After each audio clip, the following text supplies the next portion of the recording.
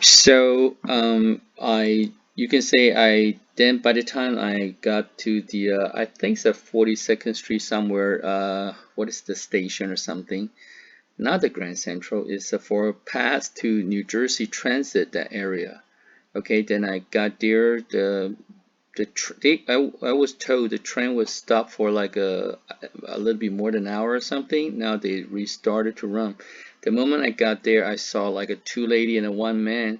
The lady wearing the really bright green and the color and it's a dress and she is an African American lady and all her face, everything is covered with the dust. Only one little angle on her skirt, you can say is you can show the green, but her on almost like an entire body is all gray, light gray is ashes or something. And her face, hair is my God, is and she's you can say she's about to cry, but she tried to amuse herself and a little bit like a cry and a laugh kind of thing. They look at me kind of thing, and another friend there is just pretty much the same, and the dress and all was dust. And I was lucky. Then they just about to restart, open the transit, so I got on the train.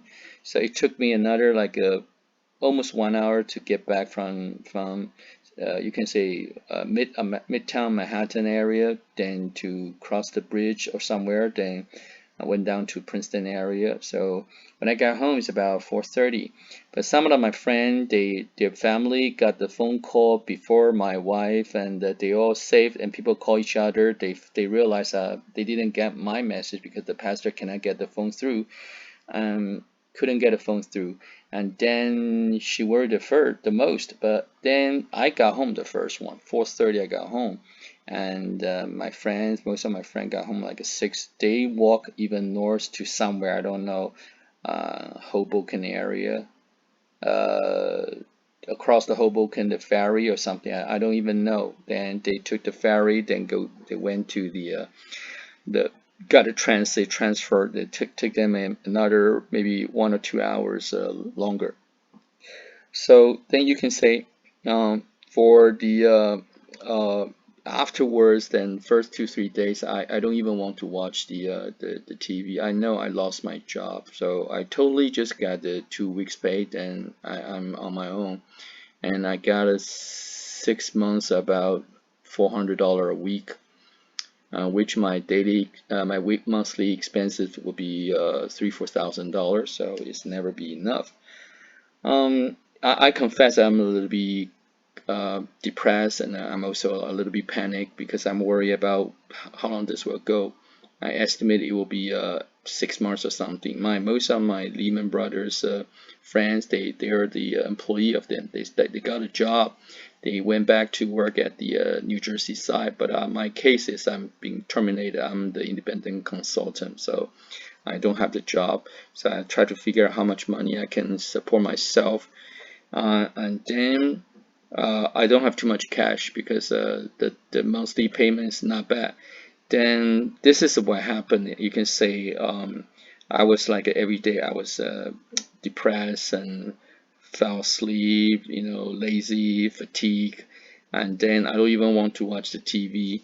So after about maybe 5 days or something, one night I turned on the TV, and they were saying there's a they call the angel, mama angel kind of thing. Story is that there's a Hispanic lady about 63 years old. She was on the 60 something floor, and then the firefighter heard that the other building collapsed and warning everybody go down. Even the firefighters, they all come to try to come down.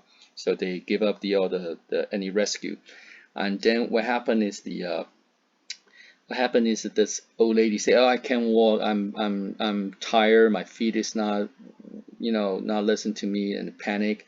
Then they say, "You gotta go. If you don't walk, don't go. We don't go." Then they would try to all the way down from the 60 to the 40. She feel tired again. From the 20, she would tired. And finally, they're on the fourth floor. and she said she's given up. And she said, you know, I can't make it. And everybody said, if you don't go, we don't go. There's people like behind it, before them and behind them. So they see people walking, you know, quickly running down. And then at the moment, that building collapsed. So it was amazing. These like 6 people, they were, when the building collapsed, they were pushed out. The whole structure with the iron steel, they were pushed out in the, you can say, hanging, dangling in the middle of the air, and just amazing. They were pushed out in the structure. That means that they didn't totally be covered by the whole, you can say, debris or the building, the rock or something. They were pushed out in the middle. They were in the air, so they survived. So they were talking about on TV show. They interviewed them. Then all the police and security, I mean the firefighter, they all wear the sunglasses because too bright, and they were talking about how frustrated they feel, like their colleague died and they're still alive. They feel guilty. I think the youngest one maybe around 28 years old. The oldest one's probably around 44 years old. So it's a big trauma. They cannot think about that. They cannot function. Their bodies feel something wrong later. So they all retired right that moment. They just went home or something. And then I heard a story later on, I think a couple years later, they constantly went back to do the checking on their lung. Maybe 6 of them, maybe 3 or 4 of them died of any different, maybe lung-related cancer later. Okay, a pretty sad story. You see, that's the impact. I would say when I got home, then I found myself all the neighborhood. You can say 1/3 of people put the flag sign say the house for sale. I didn't do that at the time. I was holding to. I want to see what happened. Then I decided to sell my bigger house to get a smaller house, so then I can have some cash living, because I tried to find a job. I found there's no job. Immediately there was like 30,000 people having no job, and then all the surrounding area, you can say about 100,000 people having no job at the time. So you can say it's a pretty bad situation. I got a trauma is that every time I went to the shopping mall, then I heard the noise about the AC started running or the heater start running with the whoom. Then that's the sound exactly when the building was hit by the jet plane. So I got a trauma like that. So I even tried to find any part-time job to think that it didn't work out. Then eventually I sold my house and to get some cash. I hardly can find a job. The competition is still really high.